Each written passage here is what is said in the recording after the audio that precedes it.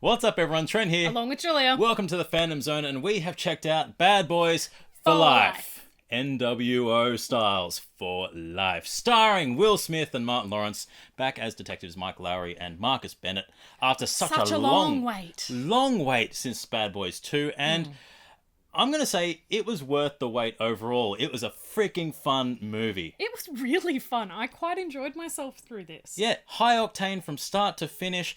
Great car, fast cars, beautiful cars, fantastic sound effects, fantastic cinematography and scenery.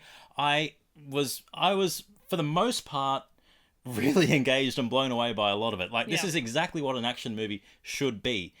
To me, it harkened back to the 90s. Yes, I was very much remembrance of the 90s for this. Lethal Weapon, Rush Hour, Bad Boys 1, obviously. But all those type of 90s action movie, buddy cop movies, it reminded me very much of that. And really, the two directors that are on this, Adil El Arbi and Bilal Fallah, they did a great job picking up where Michael Bay left off, and it felt like a much smoother cinematic experience. Yes. Without the Bayisms. Yes, without the bay, it was really nice. It was good. Smooth. It was quite crisp. I know that's an odd way to describe a movie, but it was crisp and clean. It was, and that comes down to the way it was shot and edited. They used a lot of great camera angles, very dynamic in how it was presented. Good use of drones. Very good use of drones. Yeah, you could tell when drones were used. It gave you some really great panoramic angles and some really strong.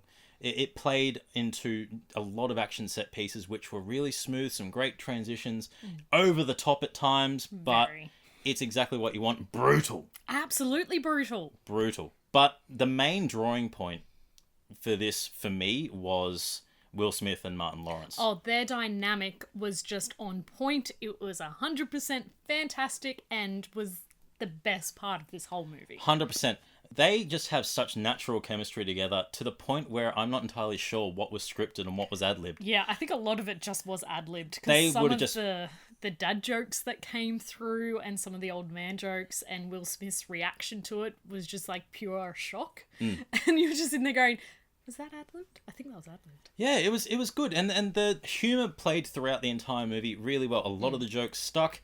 There was good banter between each of the characters, and including the other extra characters such as Vanessa Hudgens and Alexander Ludwig's character, the ammo recruits. The ammo recruits, yeah, they were really good. Yeah, and that played off the good young versus old dynamic. But it wasn't overplayed as well. When first going into this, I was interested to see how those younger ones were going to be brought into it. And I was like, are they going to try and outshine the two? Is this going to be like this competitive force? But it really blended really quite well. And it was a see us for our value and our experience. And it was a see us for our new ways of looking What we at can things. bring to what we can bring to things with the tech. Now, the story, it was an excellent story up until the final act, when there was a big revelation with some of the characters involved, and we had a kind of a tonal shift. Yes.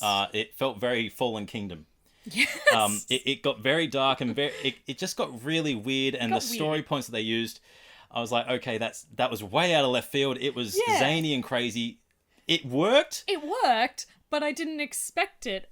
And to the point I said, what? Really loudly in the theatre. Yeah. That I was quite surprised by it. Yeah, and from then on, the movie felt weak. Leading up to it, the first 3/4 of the movie, excellent. Great mystery. You had the story that was building up involving the antagonists and the family, and you don't know why they're killing off these different people and what they're doing. And that really comes down to Kate Della Castillo and Jacob Scipio. They did a great job in getting you to really be uncertain of when they were going to strike, what they were going to do, and you didn't know. There was that element of surprise. It felt, and for me, it felt very much like the Joker in Dark Knight, where you can sense something's going to happen, you don't know what, you don't know when, and then boom, something happens. Yes. And definitely. there was a lot of moments, there was no lead up to it as well. No, They just wasn't. came out They just came out and it was like, oh, by the way, bombshell. Yeah, and a lot of these bombshells led to some great character moments. And even though the story was kind of weak and did get quite outlandish towards the end, it was really the character moments between Lowry and Bennett that really drove the movie. You had Marcus, who was going through this, I need to look after my family. Yes. and really put my family first, turning to God. There was a lot of biblical references in this, and even the climactic battle had this epic score by Lorne Balfe that was playing, and It's absolutely beautiful. he's known for doing that type of music for various TV shows. But then you have, so he's trying to, I want to provide for my family, be safe, make up for the damage that I've done. But then you have Mike, who's struggling to come to terms with his age. And to sit there and to also come to terms with his friend potentially leaving him as well.